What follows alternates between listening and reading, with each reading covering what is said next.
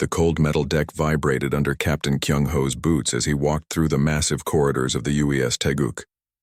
The ship was so large that it took 20 minutes to walk from one end to the other. After 12 years of secret construction, in the hidden shipyard behind Earth's moon, humanity's first true warship was finally ready. Kyung-ho stopped at a viewing window and looked out at the stars. Earth was a small blue dot in the distance. He had been born on that planet 42. Years ago, when humans still believed they were alone in the universe. That was before the aliens came. "Captain," a voice called behind him. Kyung-ho turned to see Chief Engineer So-min approaching. Her uniform was still dirty from working in the engine room. So-min had spent the last 3 years living inside the ship's quantum core chamber, making sure every system worked perfectly. "Are we ready?" Kyung-ho asked. So-min nodded. "All systems are online. The quantum core is stable. We have enough power to run every weapon and shield at the same time for 6 months straight." Kyung-ho smiled. "Good. Call all senior officers to the briefing room. It's time they learned why we built this ship." 30 minutes later, the ship's senior staff gathered in the main briefing room. The room was large enough to hold 500 people, but today only 20 officers sat at the long table. These were the people who would help Kyung-ho command the most powerful warship ever built by human hands. Dr. Hae-won stood at the front of the room. She was the ship's xenobiologist, which meant she studied alien life forms. Her job was to understand the enemy. 3 years ago, Dr. Hae-won began, the Vorthak attacked our colony on Kepler 438b. They killed 50,000 people and took another 20,000 as slaves. When we sent diplomats to ask why, they said humans were just primitive animals that deserved to be controlled. She pressed a button and images appeared on the wall screen. The images showed insect-like creatures with 6 legs and sharp claws. Their ships looked like giant beetles flying through space. 2 years ago, the Nexari attacked our mining station on Proxima Centauri. They destroyed everything and everyone there. Their message to Earth was simple: humans do not deserve to touch the resources of space. New images appeared. These aliens looked like living crystals that glowed with inner light. Their ships were made of the same crystal material and moved in strange flowing patterns. Last year, the Kelthari attacked 3 of our transport ships. They killed everyone on board and then sent us a message saying that humans were too young and stupid to travel between stars safely. The final images showed beings made of pure energy. They had no solid bodies, just glowing forms that changed shape constantly. Their ships were spheres of contained energy that could move faster than anything humans had ever built. Commander Hyun-soo, the ship's tactical officer, raised his hand. "Doctor, why didn't Earth fight back after these attacks?" Dr. Hae-won looked sad. "Because our ships were too weak. A single alien destroyer could defeat 10 of our best cruisers. We had no choice but to build something better." She gestured toward the walls around them. "The Taeguk is 15 kilometers long. It carries more firepower than the entire Earth defense fleet combined. Its quantum shields can stop any weapon the aliens have. Its plasma cannons can destroy a city from orbit." Sub-Commander Ara, who ran the communications department, spoke up. "But there are only 50,000 of us on this ship. The aliens have billions of people and thousands of ships." Kyung-ho stood up. "That's exactly why we built the Taeguk this way. We cannot match their numbers, so we must be superior in every other way. This ship can defeat any alien fleet. When they see what humans can build, they will think twice before attacking us again." Lieutenant Woo Jin, the sensor officer, looked worried. "Captain, what if all 3 alien races work together against us?" "That will never happen," Dr. Hae-won said. "The Vorthak, Nexari, and Kelthari hate each other. They have been fighting wars for hundreds of years. They only stop fighting each other long enough to attack younger species like humans." Kyung-ho walked around the table, looking each officer in the eye. "For too long, humans have been hiding. We build our colonies far from alien space. We avoid their ships. We try to make ourselves small and unimportant. That ends today." He pressed a button on the table. The wall screen now showed a star map. Red lines marked alien territory. Blue dots showed human colonies. The human territory looked tiny compared to the vast areas controlled by aliens. "Our mission is simple," Kyung-ho continued. We will visit each alien empire. We will show them the Taguk. We will make them understand that humans are not weak prey animals. We are predators and we have teeth. Gunner Specialist Ji-hoon raised his hand. He was in charge of all the ship's weapons. Captain, are we expecting to fight? Kyung-ho smiled coldly. I hope we don't have to, but if any alien ship attacks us, we will show them what human weapons can do. Admiral Dongwoo's voice came through the intercom system. He was commanding the mission from Earth. All stations prepare for departure. The Taeguk will jump to hyperspace in 1 hour. The officers stood up and saluted. Each of them had trained for years for this moment. They knew that human survival might depend on their success. Kyung-ho made his way to the bridge. The bridge was located at the center of the ship, protected by layers of armor and shields. It was a huge room with dozens of control stations. The Yao main screen at the front showed space around them. Captain on the bridge, Era announced as Kyung-ho entered. Report, Kyung-ho said as he sat in the command chair. Navigation Officer Tae-young spoke first. Hyperspace jump coordinates are locked in. We will arrive at the edge of Vorthak space in 6 hours. Sensor Technician Yoon-ji reported next. All sensors are active. No alien ships detected within 50 light years. So-min's voice came through the intercom. Engineering reports all systems green. Quantum core is stable. We're ready for jump. Kyung-ho looked around the bridge. These people had become his family over the past 3 years. They had worked together, trained together, and prepared for war together. Now it was time to see if their work would be enough. All hands, this is the captain, Kyung-ho announced over the ship's communication system. In a few minutes, we will make the first jump. When we arrive in alien space, remember that we represent all of humanity. We are not just a crew. We are Earth's answer to those who think humans are weak. He paused, thinking about his words carefully. The aliens have been attacking human colonies for years. They think we cannot fight back. Today they learn they were wrong. Today humanity shows its true strength. The countdown began. Jump in 60 seconds, Tae-young announced. Kyung-ho gripped the arms of his command chair. Around the bridge, officers prepared for the transition to hyperspace. The Taeguk had never made a combat jump before. All their tests had been conducted in safe space near Earth. Jump in 30 seconds. Through the main screen, Kyung-ho could see the stars beginning to blur. The ship's quantum drive was building up power for the jump.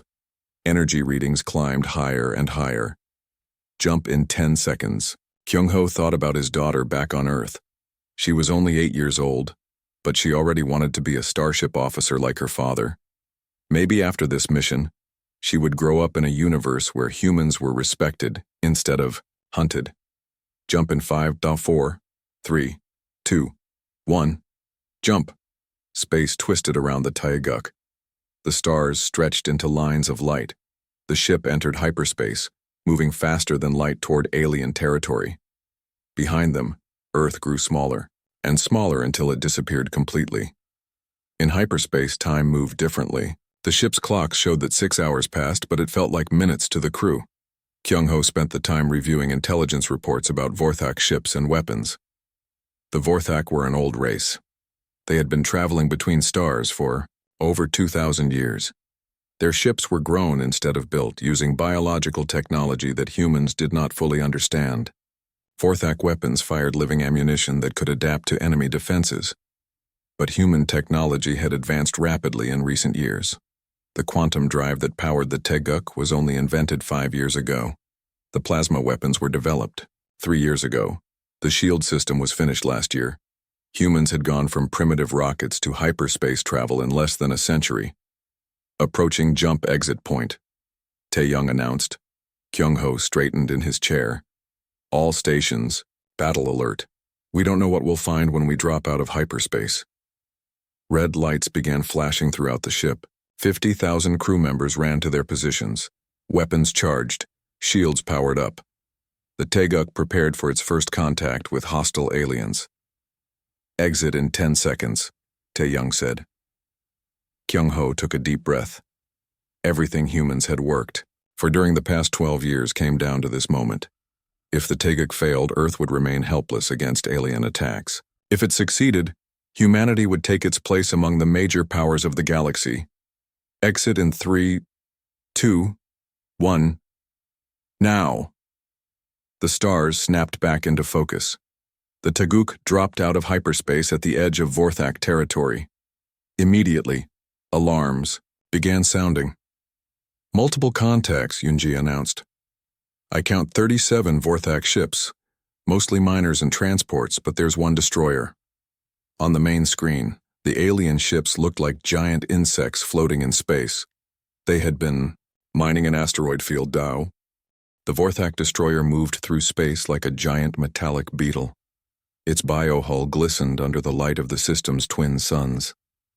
Captain Kyung-ho watched it approach on the main screen while his crew prepared for humanity's first real test against alien technology. The destroyer is hailing us again, Sub-Commander Aira announced from her communication station. They sound angry. Dr. Haewon listened to the alien transmission through her translator device. They're calling us primitive mammals and demanding that we surrender our ship for inspection. The destroyer captain says he's never seen such an ugly vessel before. Commander Hyun-soo looked up from his tactical display. Captain, the alien destroyer is only 800 meters long. We could fit 12 of their ships inside our cargo bay. Kyung-ho nodded. The size difference was enormous. The Taeguk was a mountain of metal and advanced technology floating in space. The Vorthak ships looked like toys beside it. What about weapons? Kyung-ho asked. The destroyer has plasma cannons and biological missiles, Hyun-soo replied. Their power output is about the same as our point defense systems. Lieutenant Woo-jin spoke from the sensor station. Captain, I'm detecting something strange. The Vorthak ships seem confused by our energy signature. They keep scanning us over and over. What do you mean? Kyung-ho asked. Their sensors can't figure out how much power we're generating. Every time they scan us, they get different readings. It's like their equipment can't handle our quantum core output. Chief Engineer Soman's voice came through the intercom from the engine room. Captain, that makes sense. Our quantum core produces more energy than most alien space stations. Their sensors probably think we're a small planet instead of a ship. The Vorthak destroyer was now only a few kilometers away. Through the main screen, Kyung-ho could see details of its biohull. The ship looked alive, with sections that pulsed like a heartbeat. Weapon ports opened like mouth parts preparing to bite. New transmission coming in, Aira announced. This one's different. The destroyer captain is speaking directly to us. Dr. Haewon translated as the alien voice filled the bridge. He says his name is Hive Commander Vrek. He's giving us one last chance to surrender before he demonstrates Vorthak superiority. Kyung-ho stood up from his command chair. Open a channel. Full translation mode. Aira nodded. Channel open, Captain. They can hear you. Kyung-ho looked directly at the main screen where the Vorthak destroyer filled the view. Hive Commander Vrek, this is Captain Kyung-ho of the United Earthship Taeguk. We are humans from the planet Earth. We are here to deliver a message. The alien response came quickly. Dr. Haewon translated in real time. Vrek says humans are weak creatures that belong in cages. He says we have no right to build ships or travel in space. He's going to capture us and send us to the Vorthak slave markets. Tell him, Kyung-ho said calmly, that humans are not as weak as he thinks. While Dr. Haewon translated, Kyung-ho turned to his tactical officer. Commander Hyun-soo, power up our main shields. Let them see what human technology looks like. Hyun-soo pressed several buttons on his control panel. Throughout the ship, the quantum shield generators came online. The effect was immediate and dramatic. Space around the Taeguk began to glow with blue energy. The quantum shields created a visible distortion field that stretched for kilometers in every direction. Energy readings spiked so high that they could be detected from the other side of the solar system. Captain, Woo-jin reported, the Vorthak ships are backing away. Their sensors are going crazy. I think we're overloading their detection systems. On the main screen, the Vorthak destroyer had stopped moving forward. Its biohull was flashing different colors, which Dr. Haywan explained was how Vorthak showed confusion and fear. New transmission, Ara announced. Freck sounds different now. He's asking what kind of ship we are, Dr. Haywan translated. He's never seen energy readings like this. He wants to know if we're some kind of mobile battle station. Kyung-ho smiled. Tell him we're just a regular human warship. Tell him that Earth has many more ships like this one. That was not exactly true. The Taeguk was the only ship of its kind, though more were being built. But Kyung-ho wanted the aliens to think that humanity was more powerful than it really was. The translation seemed to upset Vrek even more. The destroyer's weapon ports began glowing as it prepared to fire. Captain, Hyun-soo reported, the destroyer is charging weapons.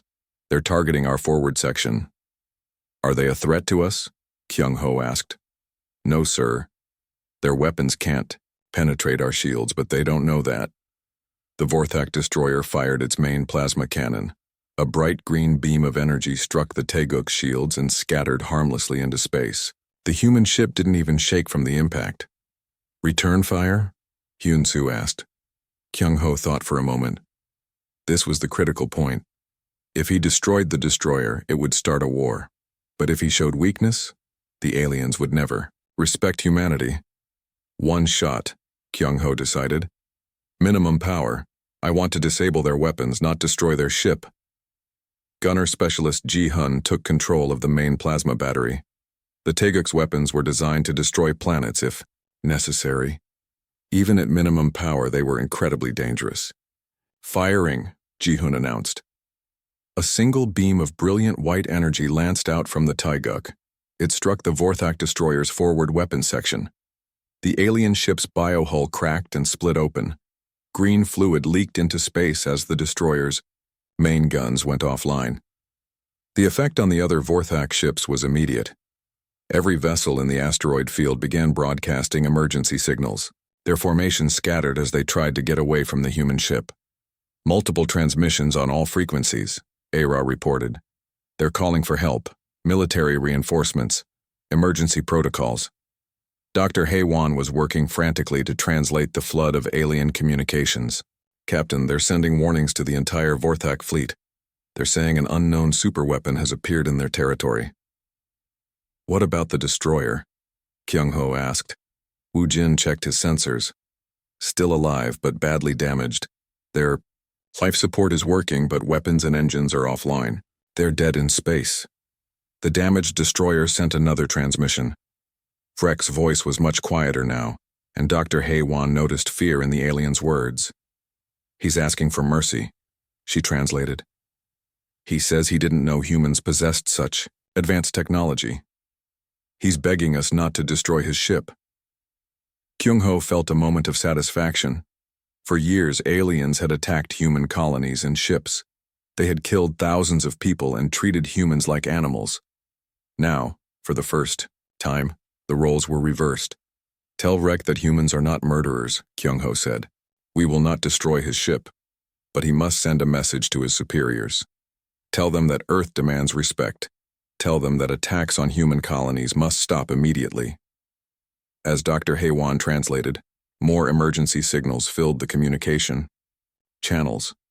The news of humanity's advanced warship was spreading rapidly through Vorthak space. Navigation Officer Tae-young spoke up from his station. Captain, I'm detecting hyperspace signatures, multiple ships jumping in. How many? Kyung-ho asked. 12. 15 ships total. Looks like a Vorthak patrol fleet responding to the emergency calls. The new arrivals dropped out of hyperspace in a defensive formation. These were not mining ships. They were proper warships, 3 battle cruisers and 12 destroyers. Each ship was larger than the first destroyer, with heavier weapons and stronger armor. Incoming transmission from the fleet commander, Ara reported. Dr. Haywan listened to the new alien voice. The fleet commander is called War Master Zekt. He's demanding that we surrender immediately. He says no primitive species is allowed to possess weapons of such power. Kyung-ho looked at the enemy fleet on his tactical display. 15 ships against 1. In the old days, this would have been impossible odds for any human vessel. But the Taeguk was not like any ship built before. "Commander Hyunsu, how do we match up against their fleet?" Hyunsu ran calculations on his computer. "Captain, their combined firepower is about equal to our forward gun array. Their heaviest armor couldn't stop our point defense systems. We could destroy their entire fleet in less than 10 minutes. But we're not here to destroy them," Kyung-ho reminded his crew. "We're here to teach them respect." The Vorthak fleet moved into attack formation. Their ships spread out in a wide circle around the Taeguk, trying to surround the human vessel. Warmaster Zecht continued sending demands for surrender. "Captain," Soman's voice came from engineering, "I have an idea. What if we show them just how much power we really have?" "What do you mean?" "I can overcharge the quantum core safely for about 30 seconds. It will triple our energy output. The light show will be visible from anywhere in this solar system." Kyung-ho liked the idea. "Do it." Throughout the ship, the quantum core began generating massive amounts of energy. The Taeguk's hull started glowing like a small star. Energy discharges danced along the shield generators. The space around the human ship became a storm of controlled lightning. On the main screen, Kyung-ho could see the Vorthak ships backing away in panic. Their bio-hulls were flashing rapid warning colors. Several of the smaller destroyers actually jumped back into hyperspace to escape. Emergency transmissions flooding. News of the encounter with the human ship spread across the galaxy faster than anyone expected. On the crystal world of Nexar Prime, the ruling council gathered in their great chamber of living stone. The walls pulsed with different colors as each council member expressed their emotions through light. Crystal Speaker Venth stood at the center of the chamber. Her crystalline body refracted the chamber's light into rainbow patterns. She had ruled the Nexari Empire for over 300 years, and never before had she faced such disturbing news. "The Vorthak reports cannot be trusted," declared Crystal Speaker Morvac, his body glowing red with anger. "Primitive mammals could never build such technology. The insect beings are lying to cover their own failures." "The energy readings don't lie," Venth replied, her crystal form shifting to deep blue to show concern. "Our deep space sensors detected the power discharge from 12 light-years away. No known ship can generate that much energy." Meanwhile, in the energy dimensions that the Kelthari called home, the Council of Pure Thought was meeting. The beings of living energy floated in their sphere-shaped meeting space, their forms constantly shifting and flowing. Energy Lord Krath pulsed with worried yellow light. "Our scouts have confirmed the Vorthak reports. The human vessel's quantum signature is unlike anything in our databases. It appears to use technology we do not understand." "Impossible," replied Energy Lord Senth, his form flickering with angry red sparks. "We have studied every species in this galaxy for 2,000 years. Humans are barely beyond primitive rocket technology. This must be some kind of trick." "Then explain the sensor readings," Krath challenged. "Explain how a single ship disabled a Vorthak destroyer with one shot. Explain why 15 Vorthak warships retreated without firing a single weapon. On board the UES Taeguk, Intelligence Officer Boram was having the time of her life. The ship's advanced communication systems were intercepting alien transmissions from across the galaxy, and the messages were fascinating. "Captain," she called to Kyung-ho as he walked through the intelligence center, "you need to hear this. The aliens are going crazy trying to figure out what we are." Kyung-ho sat down at Boram's station. Multiple screens showed decoded alien messages. Most were marked as urgent or emergency priority. "The Vorthak are calling us a mobile battle station," Boram explained. "They think Earth must have hundreds of ships like the Taeguk. Their military commanders are demanding immediate reinforcement of all border systems." She switched to another screen. "The Nexari are convinced we're using some kind of crystal technology they've never seen before. They're sending science ships to analyze the quantum residue we left behind." "What about the Kelthari?" Kyung-ho asked. "They're the most worried. Energy beings understand energy better than anyone. They know our power output readings are real, and it scares them." Boram brought up a new transmission. The text was translated from Kelthari energy language into human words. "Listen to this. Energy Lord Krath sent a message saying, 'The human ship generates more power than our largest fusion stations. If they have built one such vessel, They may have built many. This represents a fundamental shift in galactic power balance. Kyung-ho was pleased. The plan was working better than expected. Any sign that the three races are working together? That's the interesting part, Boram said. For the first time in centuries, they are sharing information. I've intercepted communications between all three powers discussing the human threat. They've never cooperated like this before. Navigation Officer Tae-young announced over the intercom that they were approaching the edge of Nexari space. Kyung-ho made his way to the bridge, where his officers were preparing for their second alien encounter. What do we know about Nexari? Defenses? Commander Hyun-soo asked as Kyung-ho took his command chair. Dr. Haewon consulted her files. The Nexari use crystal-based technology. Their ships are grown from living crystal that can repair itself. Their weapons fire concentrated, light beams that can cut through most materials. Strengths and weaknesses? Kyung-ho inquired. Strengths: self-repairing ships, very precise weapons, excellent sensors. Weaknesses: they rely too much on predictable tactics, and their technology doesn't handle unexpected energy patterns well. The Taeguk dropped out of hyperspace near a Nexari mining operation. Immediately, the human ship was surrounded by beautiful crystal vessels that looked like flying cathedrals. Each ship was unique, grown rather than built, with spires and arches that caught and reflected starlight. 12 Nexari ships, sensor technician Yoon-ji reported. 6 miners, 4 escorts, and 2 heavy cruisers. They're maintaining defensive positions around the mining platform. Incoming transmission, Sub-Commander Aira announced. They're using standard galactic trade language instead of their native crystal song. The alien voice was musical, like wind chimes in a gentle breeze. Unknown vessel, you have entered Nexari's sovereign space without permission. Identify yourself and state your intentions. Open a channel, Kyung-ho ordered. This is Captain Kyung-ho of the United Earthship Taeguk. We are humans.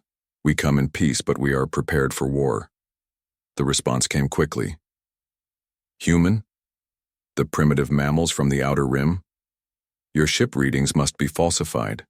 No young species possesses such technology. Dr. Haewon was monitoring the crystal song communications between the Nexari ships. Captain, they're arguing among themselves. Some want to attack us immediately. Others are saying we might be more dangerous than we appear. What's their final decision? The cruiser commanders are calling for reinforcements while maintaining their current positions. They're not running away like the Vorthak did. Kyung-ho nodded approvingly. The crystal beings are braver than the insects. Let's see how brave they really are. He turned to his tactical officer. Commander Hyun-soo, charge the forward plasma array. Half power. Target the space between their ships. Sir? Hyun-soo looked confused. I want to fire a warning shot that they can't possibly miss. Put on a light show. The Taeguk's forward weapons began glowing with contained plasma energy. The quantum generators fed power to the gun arrays until they shone like small suns. Even at half power, the energy buildup was enormous. Firing, Hyun-soo announced. A brilliant beam of plasma energy lanced out from the Taeguk. Instead of targeting any ship, it struck empty space directly in the center of the Nexari formation. The plasma expanded into a sphere of superheated gas that glowed brighter than the system's star. The effect on the crystal ships was immediate. Their hulls began resonating with harmonic vibrations as they tried to analyze the energy release. Several of the smaller vessels actually changed course to avoid the expanding plasma cloud. New transmission, Aira reported. The cruiser commander sounds much more respectful now. Greetings, humans of Earth, the musical voice said. We have reconsidered our initial assessment of your vessel. Perhaps we should discuss this matter through diplomatic channels. An excellent idea, Kyung-ho replied. But first I want you to send a message to your superiors. Tell them that humans are no longer the primitive species they once knew. Tell them that Earth demands equal treatment in all future negotiations. Strategic Officer Yeon-soo spoke up from her station near the back of the bridge. Captain, I'm detecting hyperspace signatures. Multiple ships approaching fast. How many? 20? 30? Still counting. It looks like a major Nexari fleet. The new arrivals dropped out of hyperspace in perfect formation. These were not mining ships or light escorts. They were proper warships with crystal hulls that had been shaped for combat. Weapon spires glowed with contained energy. Shield generators created rainbow fields around each vessel. 47 ships total, Yunji reported. Battleships, cruisers, and destroyers. This is a full-sector defense fleet. The lead battleship opened communications immediately. The voice was deeper than the previous commander, filled with the authority of high rank. Human vessel, this is Fleet Crystal Zenth of the Nexari Empire. You will power down your weapons and prepare to be boarded. Your technology will be examined and confiscated for the safety of the galaxy. Dr. Haiwan was translating the Crystal Song communications flowing between the Nexari ships. Captain, they're planning a coordinated attack. The fleet commander thinks our ship might be a captured alien vessel operated by primitive humans. They still don't understand, Kyung-ho said quietly. They can't believe that humans could build something like the Taeguk. What are your orders? Hyun-soo asked. Kyung-ho stood up from his command chair. It's time for a full demonstration. All hands battle stations. This is not a drill. Throughout the ship, 50,000 crew members rushed to their positions. The Taeguk transformed from a peaceful exploration vessel into a weapon of war. Gun ports opened along the hull. Shield generators came online. The quantum core began generating massive amounts of power. Fleet Crystal Zenth, Kyung-ho broadcast to the enemy commander. You have 1 minute to withdraw your ships. If you attack us, we will defend ourselves. The Nexari response was swift. Energy weapons began charging across their entire fleet. The crystal ships moved into attack formation, with the largest vessels taking point positions. 30 seconds, Kyung-ho announced. Chief Engineer So-min's voice came through the intercom. Captain, all systems are ready. Quantum core is stable at maximum. The Nexus system had been neutral territory for over 1,000 years. It was here that the three great powers of the galaxy met when they needed to discuss matters too important for normal diplomacy. The system contained no habitable planets, just empty space and a few asteroids. It was perfect for meetings where no one wanted to give anyone else a home field advantage. Captain Kyung-ho had never expected to see the Nexus system during his lifetime. According to the intelligence files, the last meeting here had been 200 years ago, when the three alien races divided up the territory of an extinct civilization. Now they were meeting again, and humanity was the reason. Drop out of hyperspace. In 30 seconds, Navigation Officer Tae-young announced from his station on the bridge. Kyung-ho gripped the arms of his command chair. For the past 2 weeks, the Taeguk had been traveling toward this meeting, while Intelligence Officer Bo-ram intercepted increasingly urgent communications between the alien powers. They had agreed to gather their largest fleets at the Nexus system to resolve the human situation, once and for all. Exit hyperspace. Now, Tae-young said. Space twisted around the Taeguk as it dropped back into normal space. What Kyung-ho saw on the main screen made him take a sharp breath. The Nexus system was filled with warships. Sensor technician Yunji's voice was steady but amazed. Captain, I count 650 alien vessels, 300 Vorthak bioships, 200 Nexari crystal ships, and 150 Kelthari energy constructs. Strategic Officer Yan-su ran quick calculations on her computer. Sir, that's the largest military fleet ever assembled in galactic history. They have enough firepower to destroy entire star systems. Commander Hyun-soo looked up from his tactical display. His face was pale. Captain, we're outnumbered 650 to 1. Dr. Hae-won was already working to translate the flood of alien communications filling the system. All three fleets are moving to surround us. They're coordinating their movements through a joint command structure. I've never seen anything like this level of cooperation between the three races. Any immediate threats? Kyung-ho asked. Not yet. They seem to want to talk first. But Captain, Dr. Hae-won paused. They're calling this the largest military operation in 1,000 years. They've committed everything to stopping us. Kyung-ho stood up and walked to the front of the bridge. Through the main screen, he could see the alien fleets moving into position. The Vorthak ships looked like a swarm of giant insects. The Nexari vessels gleamed like floating crystals. The Kelthari energy ships pulsed with contained starfire. Sub-Commander, Era, are they trying to communicate with us? Yes, sir. We're receiving signals from all 3 fleet commanders. They want to establish a joint communication channel. Put them through. The main screen split into 3 sections. On the left appeared a Vorthak commander, her insect features twisted with what humans might recognize as anger. The center showed a tall Nexari whose crystal body was glowing deep red. The right section displayed a swirling pattern of energy. That was the closest a Kelthari could come to a physical form. Dr. Hei-Wan activated her translation systems.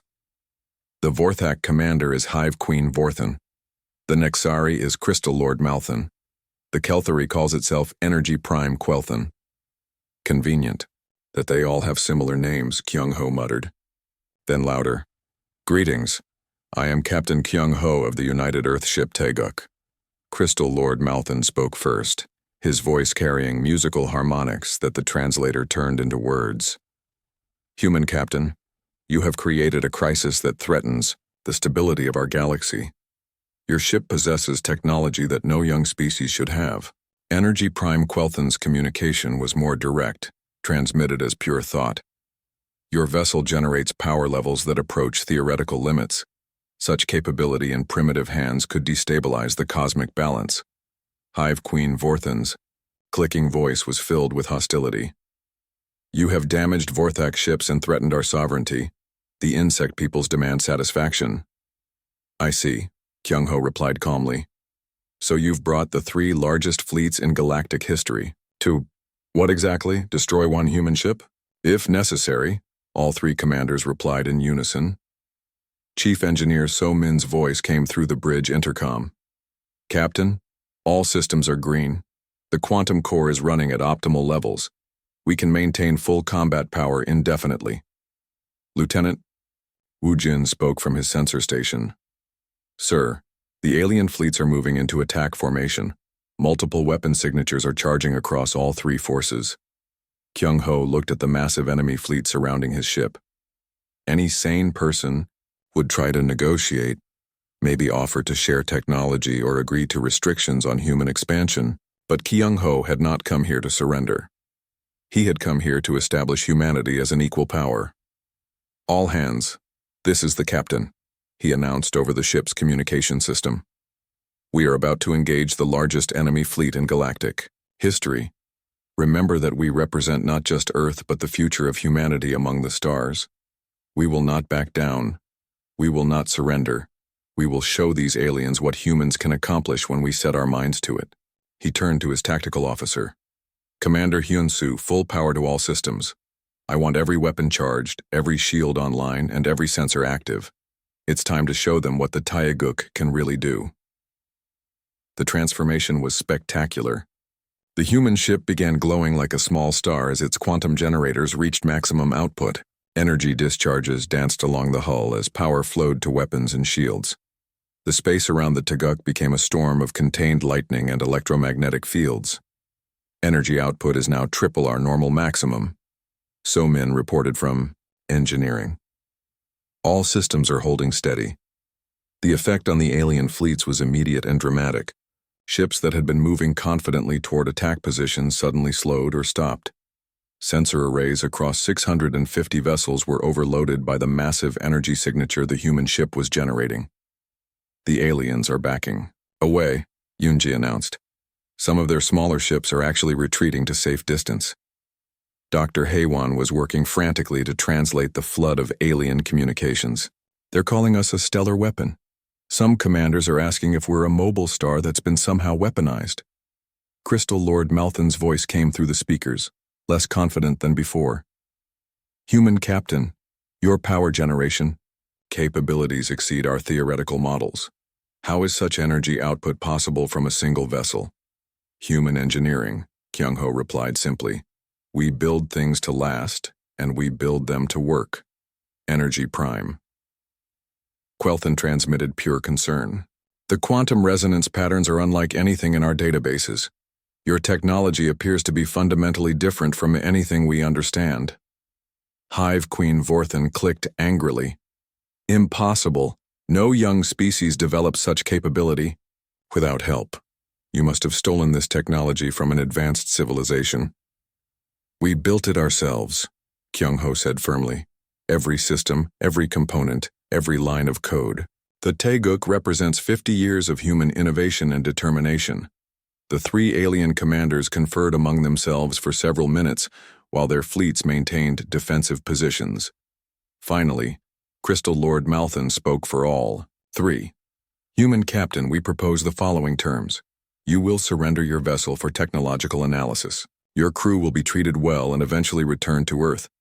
In exchange, we will not attack your home system. Counteroffer, Kyung-ho replied immediately.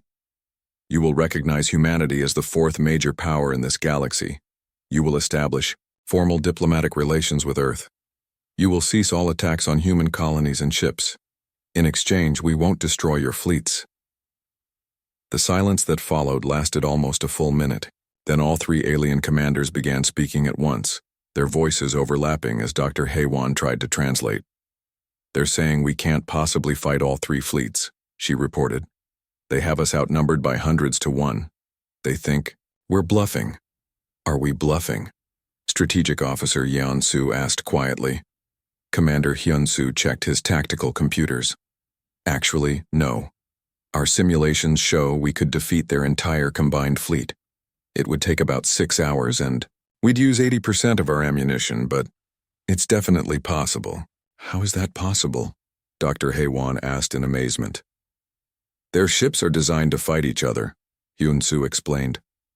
Vorthak bioships are vulnerable to energy weapons. Nexari crystal ships crack under kinetic impact. Kelthari energy vessels can be disrupted by quantum interference. We have weapon systems designed to handle all three types of technology. Plus, So-min added through the intercom, their ships were never designed to fight something with our power output. It's like bringing swords to a nuclear war. The alien commanders were still arguing when Kyung-ho interrupted them. I'm going to make this very simple. You have 2 choices. Accept my terms and live, or attack us and die. You have 60 seconds to decide. You cannot be serious. Energy Prime Quelthan transmitted. 1 ship against 650. 59 seconds, Kyung-ho replied. Gunner Specialist Ji-hoon spoke from his weapon station. Captain, all gun batteries are charged and ready. Point defense systems are online. We can engage multiple targets simultaneously. 45 seconds. The A. 3 months after the encounter at the Nexus system, Earth looked very different. Captain Kyung-ho stood at the observation deck of Luna Station, watching the construction of 5 new dreadnoughts in the shipyard below. The massive vessels were taking shape faster than anyone had thought possible, their quantum cores already glowing with contained power. Fleet Admiral In-ho joined him at the viewing window. The older man had been promoted to oversee humanity's rapidly expanding deep space fleet. His hair had gone completely gray during the past few months of nonstop work, but his eyes sparkled with satisfaction. The Halasan will be ready for trials next week, In-ho reported. The Jiri, Sorak, and Hala will follow within the month. By year's end, Earth will have 6 dreadnoughts patrolling known space. Kyung-ho nodded approvingly. What about crew training? That's the easy part. Every military academy in the solar system has a waiting list of volunteers. Young people want to serve on the ships that made humanity a major power. In-ho smiled. Your crew from the Taeguk has become legendary. Half of them have been promoted to command positions on the new ships. Through the observation window, they could see the UES Taeguk docked at the main station. The great ship looked small beside the massive construction frames, but it remained the most famous vessel in human space. Tour groups visited daily just to see the ship that had changed galactic history. Any word from the diplomatic mission? Kyung-ho asked. Ambassador Ja-eun sends regular reports. The aliens are being very cooperative. Almost too cooperative, according to her. Ambassador Ja-eun had been chosen to lead humanity's first official diplomatic mission to the Galactic Council Station. She was a former military officer who understood both strength and negotiation. Her instructions from Earth were simple. Establish humanity as an equal power and make sure the aliens never forgot the lesson of the Tagook. At the Galactic Council Station, 3,000 light-years from Earth, Jia-Yun was having the most interesting few months of her life. The massive space station had been built by all three alien races as a neutral meeting place.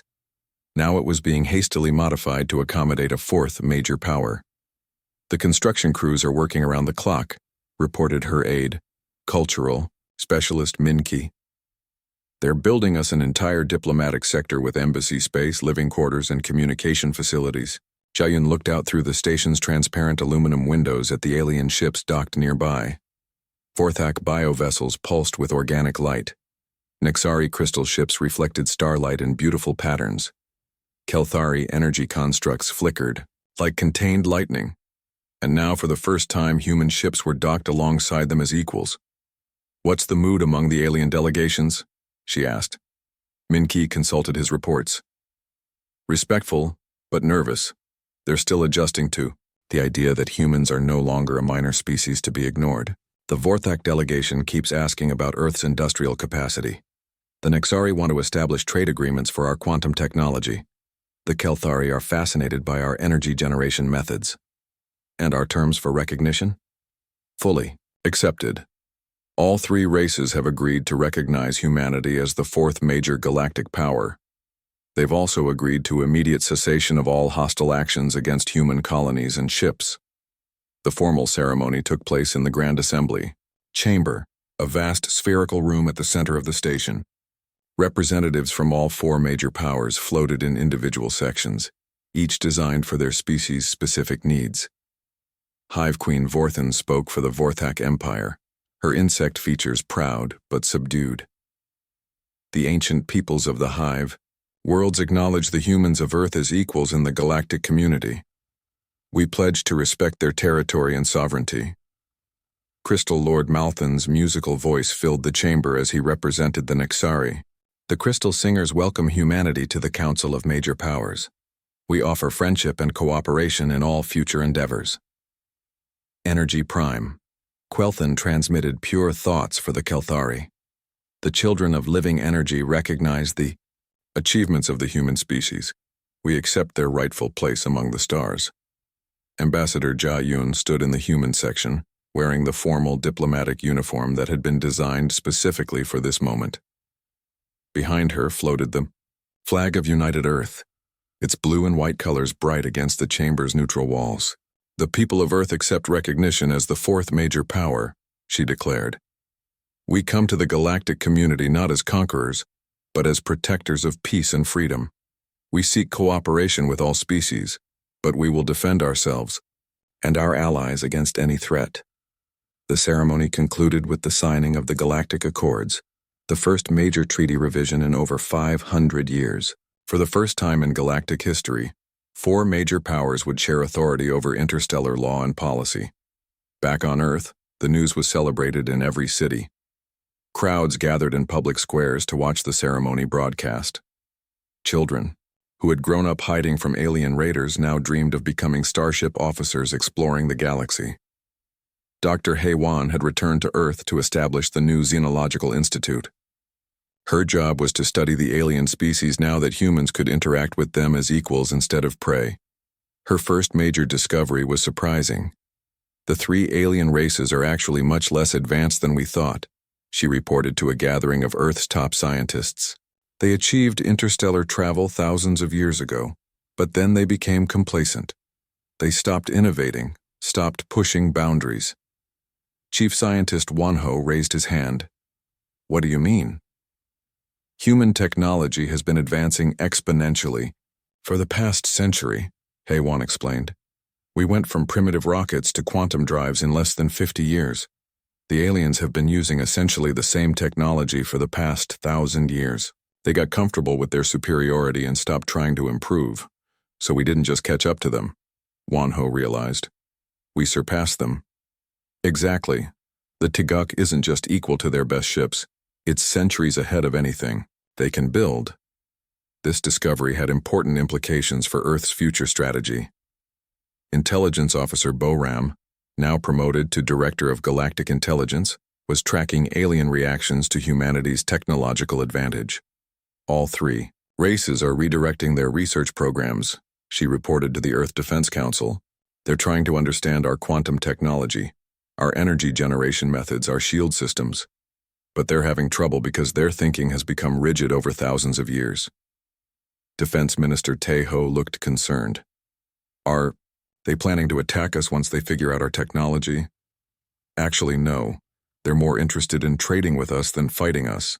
The Vorthak want to buy our energy systems for their bioships.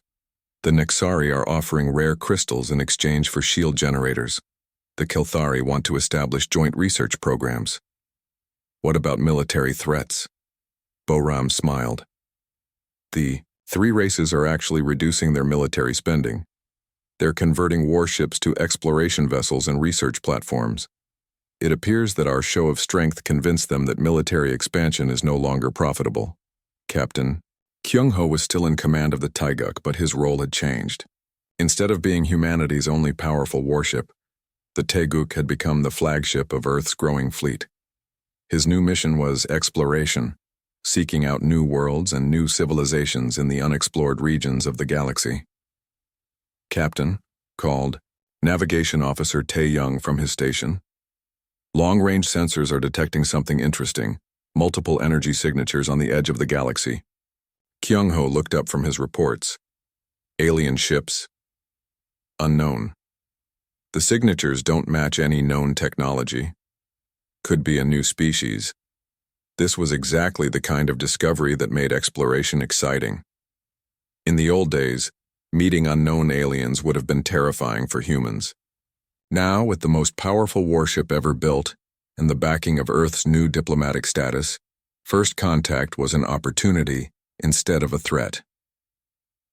Set course for the energy signatures, Kyung-ho ordered. Let's go introduce ourselves. As the Taeguk changed course toward the unknown contacts, Kyung-ho thought about how much had changed in just 1 year. Humanity had gone from hiding in the shadows to leading the galaxy into a new era of exploration and cooperation. The aliens who had once attacked human colonies were now seeking trade agreements and mutual defense pacts. Species that had dismissed humans as primitive animals were now studying human technology and culture with intense interest. Most importantly, the galaxy had become a safer place for everyone. The three major powers had stopped their constant border wars and expansion campaigns. Resources that had been spent on military buildup were now directed toward science, exploration, and colonization. Contact established with unknown vessels. Sub-Commander Aira announced. They're requesting communication. Open a channel, Kyung-ho ordered. This is Captain Kyung-ho of the United Earthship Taeguk, representing the Galactic Council. We come in peace. The response came in a language that Dr. Haewon's computers had never encountered before, but the universal translator soon provided a rough translation. Greetings, Captain Kyung-ho. We are the Zephyrians from the Andromeda Galaxy. We have traveled far to meet the species that brought peace to the Milky Way. Kyung-ho smiled.